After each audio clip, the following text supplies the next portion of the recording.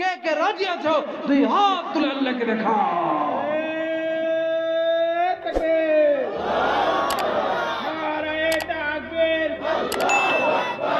আমাকে শহীদ করে সেই মিছিলে শামিল করে নিও।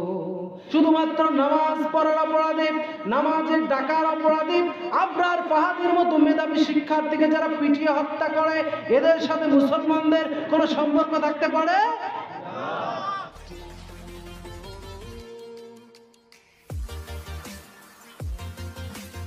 আল্লাহ রাব্বুল আলামিন বলেন, ওয়াকিমুস সালাতা ওয়া আতুজ যাকাতা ওয়ারকাউ মা'আর রাকিঈন।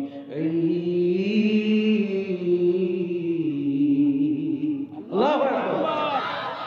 আল্লাহ রাব্বুল আলামিন বললেন, ওয়াকিমুস সালাতা ওয়া আতুজ যাকাত, তোমরা নামাজ কায়েম করো আর যাকাত প্রদান করো, ওয়ারকাউ মা'আর রাকিঈন, এবং রুকুকারীদের সাথে রুকু করো, সিজদাকারীদের সাথে সিজদা করো। তার মানে একা একা শুধু নামাজ পড়লে হবে না, একা একা শুধু রুকু করলে হবে না, একা একা শুধু সিজদা করলে হবে না, রুকুকারীদের সাথে সিজদাকারীদের সাথে দল বেঁধে, জামাত বেঁধে, জামাতবদ্ধ হয়ে জামাতের সাথে নামাজ পড়তে হবে। নিজে নামাজ পড়ার পাশাপাশি সমাজে যারা আছো সবাই মিলে এক কাতারে দাঁড়িয়ে একসাথে নামাজ পড়তে হবে। চিল্লায় পড়েন ঠিক কিনা? এজন্য আল্লাহ বললেন, ওয়ারকাউ মা'আর রাকিঈন, রুকুকারীদের সাথে রুকু করো, জামাতবদ্ধভাবে রুকু করো। একা একা নামাজ পড়লে হবে না, সমাজের সবাইকে নিয়ে নামাজ পড়তে হবে, সবাইকে নামাজের জন্য দাওয়াত দিতে হবে। যদি দাওয়াত দেওয়ার পরেও মসজিদে না আসে, তাহলে রাষ্ট্রীয়ভাবে আইন পাস করে, প্রেসার ক্রিয়েট করে তারপরে সবাইকে নামাজ বাধ্যতামূলক করতে হবে। চিল্লায় পড়েন ঠিক কিনা?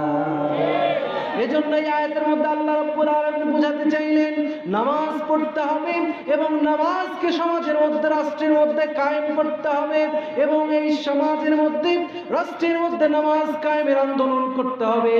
যারা নামাজকে রাষ্ট্রীয়ভাবে প্রতিষ্ঠা করতে চায়, যারা নামাজকে সবার উপরে বাধ্যতামূলক করতে চায়, সংসদে অ্যাক্ট পাস করে যারা নামাজকে সবার উপরে জারি করতে চায়, এই সমস্ত কাজ যারা করে তাদেরকে সমর্থন করে, তাদেরকে সাপোর্ট করে, তাদেরকে এমনভাবে সাপোর্ট করতে হবে যাতে তারা স্বরাষ্ট্রের মধ্যে, সমাজের মধ্যে, দেশের মধ্যে, রাষ্ট্রের মধ্যে নামাজ কায়েম করতে পারে।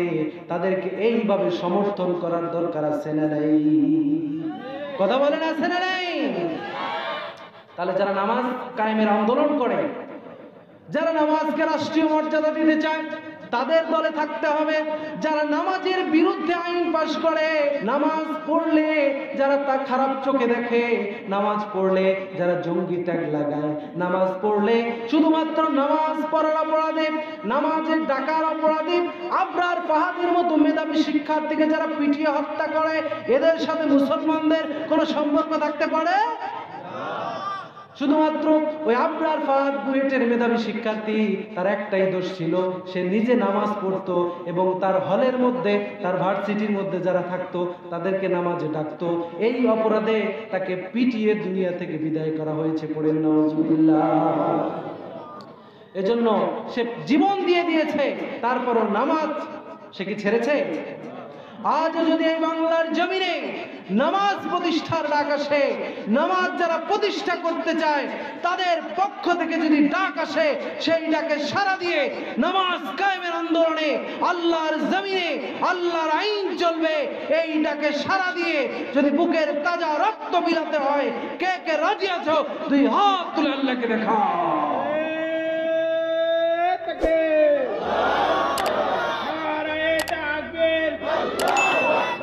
আল কোরআনের আলো, আল হাদিসের আলো, আলহামদুলিল্লাহ, তাকবীর।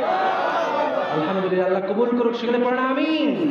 এবং জীবনের যে কোনো মুহূর্তে, যে কোনো সিচুয়েশনে, যে কোনো কন্ডিশনে, যে কোনো পরিস্থিতিতে ইসলামের পক্ষে, কোরআনের পক্ষে, ইসলাম ওয়ালাদের পক্ষে, কোরআন ওয়ালাদের পক্ষে আমাদের সব সময় থাকতে হবে।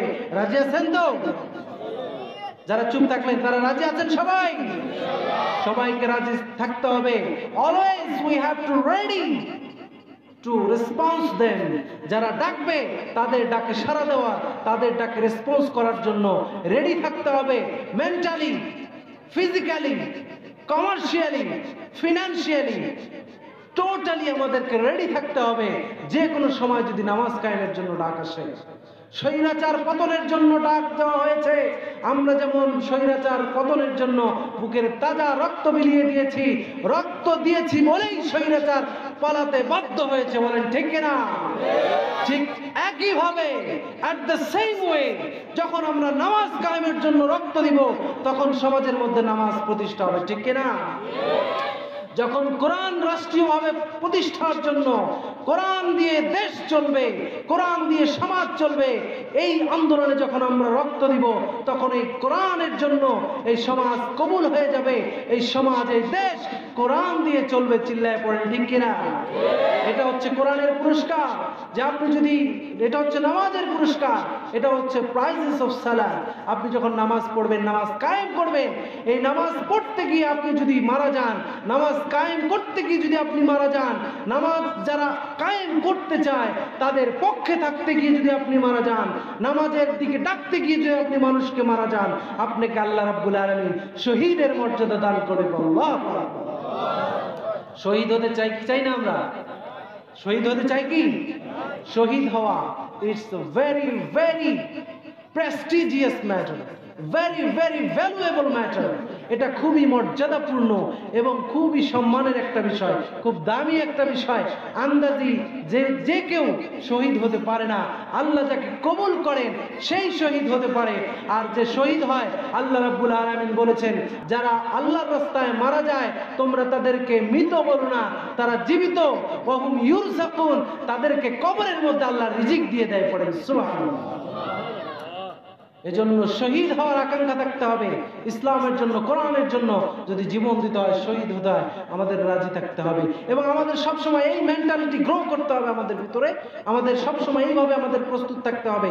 আল্লাহকে বলতে হবে, আমাকে শহীদ করে সেই মিছিলে শামিল করে নিও, যেই মিছিলের নেতা আমির হামজা, খোবায়েব খাব্বাব, প্রভুর ছিল যারা অতি প্রিয়, শামিল করে নিও।